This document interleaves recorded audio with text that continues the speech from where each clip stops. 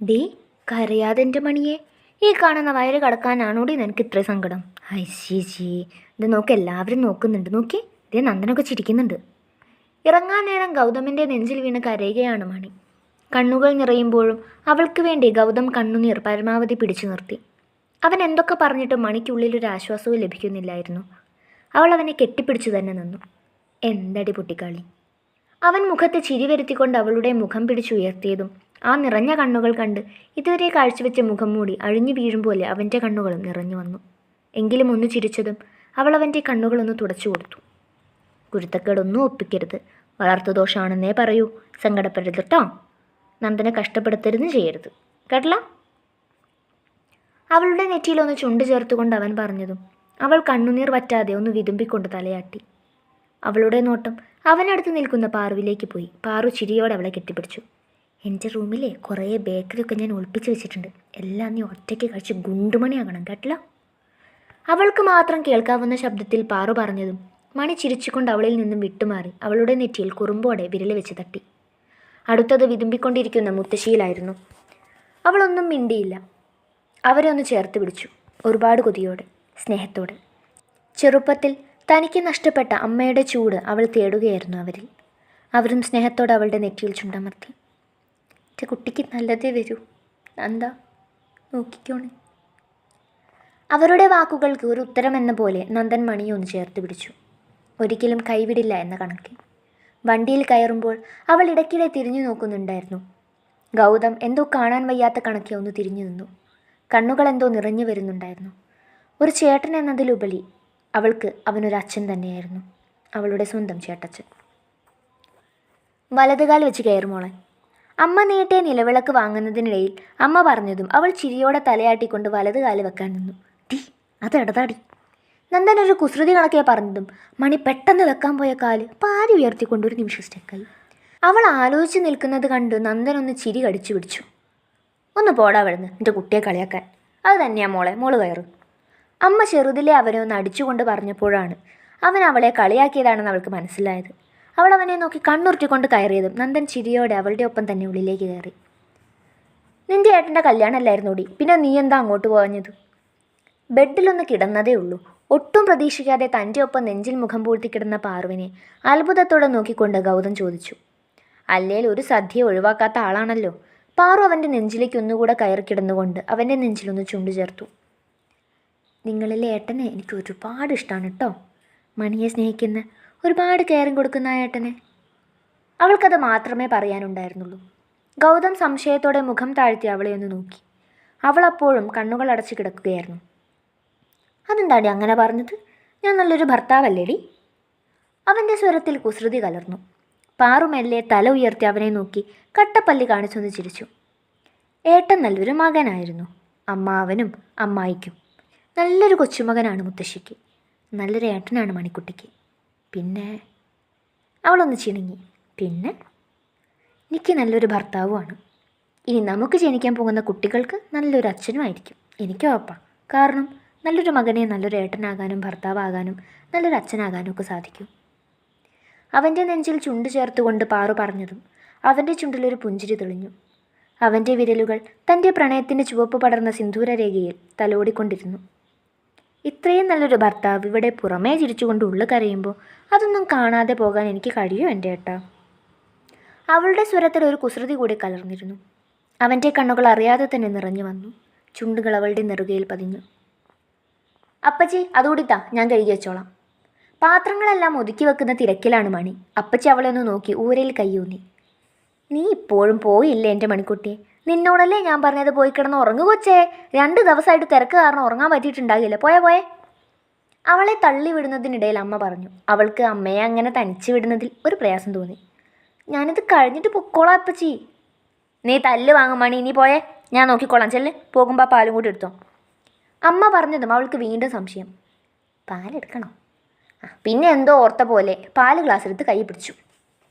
മുകളിലത്തെ മരക്കോണി കയറി റൂമിലെത്തിയതും കാണുന്നത് ബെഡിലെ ഹെഡ് ബോർഡിൽ ചാരിയിരുന്ന് പുസ്തകം വായിക്കുന്ന നന്ദനെയാണ്. അറിയാതെ തന്നെ അവളുടെ ചുടികളിലും ഒരു പുഞ്ചിരി നിറഞ്ഞു. അവൾ മെല്ലെ പാൽ ഗ്ലാസ് മുറുകെ പിടിച്ചുകൊണ്ട് ഉള്ളിലേക്ക് കയറി. ബെഡിൽ ചെന്നിരുന്നതും അവൻ തല ഉയർത്തി നോക്കിയ നേരം കൊണ്ട് തന്നെ അവൾ അത് അവൻ്റെ നേരെ നീട്ടി.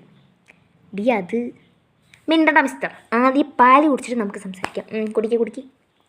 അവനെന്തോ പറയാൻ വന്നതും അവന് നേരെ സ്റ്റോപ്പ് എന്ന അർത്ഥത്തിൽ കൈനീട്ടിക്കൊണ്ട് അവൾ പറഞ്ഞതും അവൻ അവളെ കൂർപ്പിച്ചൊന്ന് നോക്കിക്കൊണ്ട് പാല് വാങ്ങി കുറച്ചു കുടിച്ചു. അത് മണി സൂക്ഷിച്ച് നോക്കുന്നുണ്ടായിരുന്നു. അവൻ പാതി കുടിച്ചുകൊണ്ട് അവൾക്ക് നേരെ നീട്ടി. മുഴുവൻ കുടിക്കേ. അവൾ അവനിൽ നിന്നും നോട്ടം മാറ്റാതെ പറഞ്ഞതും അവൻ അവളൊന്ന് പല്ല് കടിച്ച് നോക്കിക്കൊണ്ട് ബാക്കിയും കുടിച്ചു. കള്ള് കുടിച്ചോന്ന് ടെസ്റ്റ് ചെയ്തതാവും അല്ലേടി? പുറം കൈ കൊണ്ട് ചുണ്ടു തുടച്ചുകൊണ്ട് അവൻ ചോദിച്ചതും അവളൊന്ന് ഇളിച്ചു കാണിച്ചു. കള്ള് കുടിച്ചാ പാല് കുടിച്ചെന്നാൽ പിരിയുമല്ലോ, അങ്ങനെ മനസ്സിലാക്കാലോ. അവൾ അതേ ഇളിയിൽ തന്നെ പറയുന്നത് കേട്ട് അവൻ ചിരിയോടെ തലയാട്ടി. എന്താ വായിക്കണേ? അവനോട് ചേർന്നിരുന്നു കൊണ്ട് അവൾ ചോദിച്ചതും അവൻ കള്ളച്ചിരിയോടെ അവളെ ചേർത്ത് പിടിച്ച് അവൻ്റെ നെഞ്ചിലായി ചാരിക്കിടത്തിക്കൊണ്ട് അവൻ്റെ കയ്യിലുള്ള പുസ്തകം അവൾക്ക് മുന്നിൽ തുറന്നു വെച്ചു. എനിക്ക് നിങ്ങളോട് പ്രണയമാണല്ലോ, അത് ഈ നാട്ടിലെ ഓരോ മൺതരിക്കും അറിയാം. പക്ഷേ ഈ നിമിഷം വരെ അറിയാത്ത ഒരൊറ്റ ആളേ ഉള്ളൂ, അത് നിങ്ങളാണ്.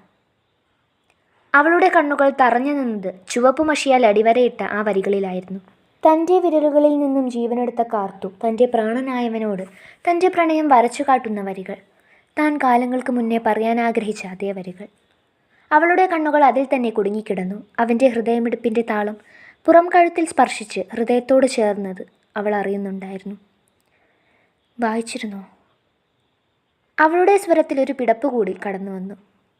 അവൻ അവളെ ഒന്നുകൂടെ തന്നിലേക്ക് ചേർത്ത് കിടത്തിക്കൊണ്ട് അവളുടെ തോളിൽ മുഖമമർത്തി. ഇതിലുള്ളത് ഞാനും നീയുമല്ലേ, പിന്നെ എങ്ങനെയാണ് വായിക്കാതിരിക്കാൻ കഴിയുന്നത്? അവൻ്റെ വാക്കുകളിൽ കുസൃതി കലർന്നിരുന്നു. അവളുടെ ഉള്ളിൽ ഒരു മിന്നൽ പിളർപ്പുണ്ടായി. നന്ദേട്ടനറിയായിരുന്നോ? അവൾ തെല്ലൊരു അമ്പരപ്പോടെ ചോദിച്ചു. പക്ഷെ ഒരുപാട് തവണ ഫീൽ ചെയ്തിട്ടുണ്ടായിരുന്നു. എന്തോ ആ വരികൾ വായിക്കുമ്പോൾ ഉള്ളിൽ തെളിയുന്ന മുഖം അത് നമ്മുടേത് തന്നെയായിരുന്നു. പക്ഷേ നീ ഒരിക്കൽ പറഞ്ഞില്ലേ ഒരുപാട് സ്നേഹിക്കുന്ന ഒരാളെ പറ്റി? അത് കേട്ടപ്പോൾ ഞാനും ചിന്തിച്ചു പോയി. അങ്ങനെ ഒരാൾ ജീവനോടെ ഇരിക്കുമ്പോൾ നിൻ്റെ ഉള്ളിൽ ഒരിക്കലും എനിക്കൊരു സ്ഥാനം ഉണ്ടാകില്ല എന്ന്.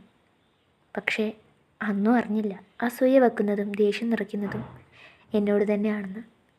അവനൊരു ചിരിയോടെയായിരുന്നു പറഞ്ഞത്. അവൾ ഏതോ ലോകത്തെന്ന പോലെ അവൻ്റെ കൈവിരലുകൾക്കിടയിലൂടെ വിരൽ കോർത്തു കിടന്നു. നന്ദേട്ടൻ എന്നോട് ദേഷ്യമുണ്ടോ? തെല്ലൊരു ഭയത്തോടെയായിരുന്നു അവളുടെ ചോദ്യം. ഉണ്ട്. അവൻ്റെ സ്വരം കടുത്തു. അതവളുടെ ഹൃദയത്തിൽ എന്തോ ഒരു വേദന സൃഷ്ടിച്ചതും അവൾ മെല്ലെ അവനിൽ നിന്നും എഴുന്നേറ്റ് മാറാൻ നിന്നതും അവൻ കുസൃതിയോടെ അവളെ ഒന്നുകൂടെ തന്നിലേക്ക് അടുപ്പിച്ച് വയറിലൂടെ വട്ടം പിടിച്ചു. ഒരുപാട് ദേഷ്യമുണ്ട് എൻ്റെ ശീമക്കൊന്നേ. ചെറുപ്പത്തിൽ നീ എന്നെ കടിക്കാറേ ഉള്ളായിരുന്നു. ആ കടിക്ക് പകരം ഒരു ഉമ്മ തന്നിരുന്നേ, എന്നെ ഞാൻ പ്രേമിച്ചേനെ. അതിനെനിക്ക് ദേഷ്യമുണ്ട്. പിന്നെ പ്രണയിച്ചു കഴിഞ്ഞപ്പോൾ നിന്നോടുള്ള ദേഷ്യം കൂടി വന്നു. കാരണം എനിക്ക് അവകാശപ്പെട്ട ഈ പ്രണയമാണല്ലോ നീ 10 കൊല്ലം പുറലോകം കാണിക്കാതെ ഉള്ളിൽ വെച്ച് നടന്നത്. അതോർത്തുള്ള ദേഷ്യവും. സാരമില്ല, ഞാൻ പ്രതികാരം വീട്ടിക്കോളാം. അവൻ കുസൃതിയോടെ മീശയും പിരിച്ചുകൊണ്ട് പറയുന്നത് കേട്ട് അവൾ ചുണ്ടിലെ പുഞ്ചിരി മറച്ചു വെച്ചുകൊണ്ട് കൈമുട്ടുകൊണ്ട് അവൻ്റെ നെഞ്ചിലൊന്നു കുത്തി. നീ എന്താ കുത്തി കൊല്ലുവോ? അവൻ എരിവ് വലിച്ചു പോയി. അപ്പം എനിക്കും പറയാനുണ്ടല്ലോ, എനിക്ക് മാത്രം അവകാശപ്പെട്ട സ്നേഹം വേറൊരാൾക്ക് പങ്കുവെച്ച് കൊടുക്കാൻ നോക്കിയതിനും അവളതേ കവളിൽ ഉമ്മ വച്ചതിനും എനിക്കും ദേഷ്യമുണ്ട്. ചുണ്ടും കൂർപ്പിച്ചുകൊണ്ടുള്ള അവളുടെ സംസാരത്തിൽ നന്ദനൊന്ന് പൊട്ടിച്ചിരിച്ചുപോയി. അവൾ അവനൊന്ന് കൂർപ്പിച്ചു നോക്കിക്കൊണ്ട് അവനെ തള്ളി മാറ്റി ബെഡിൻ്റെ ഓരം ചേർന്ന് കിടന്നതും അവനും ചിരിയോടെ അവളുടെ അരികിൽ കൈമടക്കി കിടന്നു. മണിയേ, പിണങ്ങിയോടി? പോടാ. മണി മെല്ലെ വിളിച്ചു. അവൾക്കടുത്ത് ചെവി വെച്ച് കിടക്കുന്നത് കൊണ്ട് തന്നെ അവനത് നല്ല പോലെ കേൾക്കുകയും ചെയ്തു. നന്ദനൊന്ന് ചിരിച്ചു. മണിയേ. അവളെ തുടരെ തോണ്ടിയുള്ള അവൻ്റെ വിളിയിൽ സഹികെട്ട് അവൾ തിരിഞ്ഞു കിടന്ന് അവനെ നോക്കി പേടിപ്പിച്ചു. എന്താ? ചോദ്യത്തിൽ തന്നെ ദേഷ്യം കാണാമായിരുന്നു. നന്ദൻ ചിരിയോടെ അവളൊന്ന് ചേർത്ത് കിടത്തി മുഖം തൻ്റെ നെഞ്ചിലമർത്തി. അവളൊന്ന് കുതറിയെങ്കിലും അതാദ്യമേ അറിഞ്ഞുകൊണ്ട് അവൻ പിടി ശക്തമാക്കിയിരുന്നു. ഡീ പെണ്ണെ, നീ വീണ്ടും അവളെ നമുക്കിടയിൽ കയറ്റിയിട്ടാൽ ഞാൻ പിന്നെ എങ്ങനെയാടീ പ്രതികരിക്കേണ്ടത്? നമ്മുടെ ജീവിതത്തിൽ പലതും നടക്കുന്നത് ഒരൊറ്റ നിമിഷത്തെ തീരുമാനം കൊണ്ടല്ലേ? അതുപോലെ തന്നെ ഉണ്ടായതാ അതും. എനിക്ക് തെറ്റ് പറ്റിയെന്ന് പറഞ്ഞപ്പോൾ ഞാൻ തന്നെ തിരുത്തി. അത് വീണ്ടും നീ ഇങ്ങനെ എടുത്തിട്ടാ ആ ഒരു ചിരിയിലൂടെ എല്ലാം കഴിയണം. അതുമാത്രമേ ഞാനും ചെയ്തുള്ളൂ. പിന്നെ സ്നേഹം, അത് ആവോളം ഉള്ളിലുണ്ടടി. നീ പേടിക്കണ്ട, ഇഷ്ടം പോലെ വാരിക്കോരി തന്നോളാം. പറഞ്ഞു കഴിയുന്നതിനനുസരിച്ച് അവൻ അവളുടെ തലയിലുള്ള പിടിയടിച്ചു. മണി ഒരു നിമിഷം തല ഉയർത്തി അവനെ നോക്കി. ശേഷം ഒന്ന് ഉയർന്നു കിടന്ന് അവൻ്റെ മൂക്കിൻ തുമ്പിലൊന്ന് ചുംബിച്ചുകൊണ്ട് കൊഞ്ചിച്ചിരിച്ചു.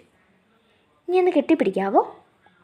അവൾ കുസൃതി ചിരിയോടെ ചോദിച്ചതും അവനും കുഞ്ഞു പുഞ്ചിരിയോടെ അവൻ്റെ കൈയൊന്ന് വിടർത്തി വെച്ച് അവളെ അവൻ്റെ നെഞ്ചിലേക്ക് ക്ഷണിച്ചു.